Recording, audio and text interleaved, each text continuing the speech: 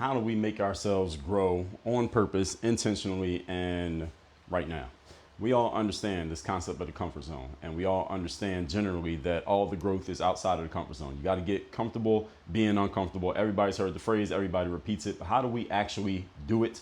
I'm going to tell you 3 specific things you can do right now to start making yourself uncomfortable in order to achieve the growth that you say you want, that only 2% of people really want in life. So we're going to find out if you're serious about it right here. 3 things. Number 1, schedule your day, or at least schedule your activities. What does this mean?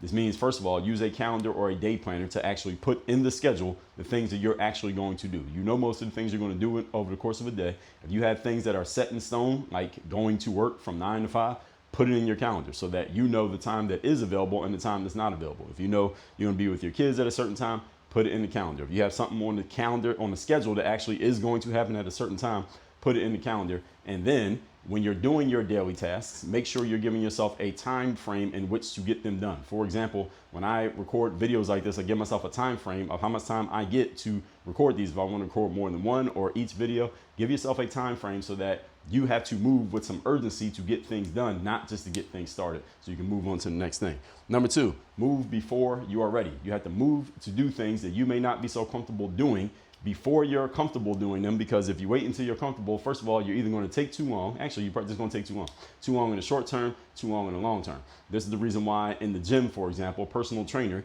the job of the trainer is to move the client to do things that they might not be so comfortable doing on their own, if the trainer wasn't there, that they are going to do because the trainer is telling you to do it. As long as you trust that the trainer knows what they're doing, they're going to push you to do things before you think you're ready to do them, because that's going to help you double your progress in half the time. Why? Because you're moving before you're ready, and consciously you can do this to yourself as well, which leads to point number 3.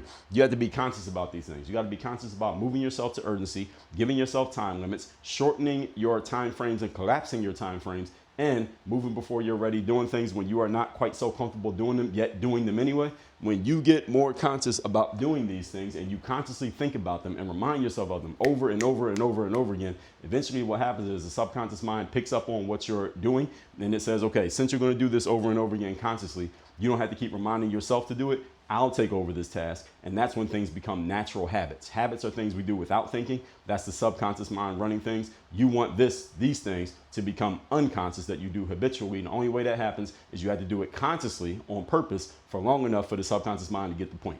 You want to learn more about how to do this, programming your mind and get your mental game in the right space for whatever profession or business or career you're in, go to workonyourgameuniversity.com. Work with me as your coach. Work on your game.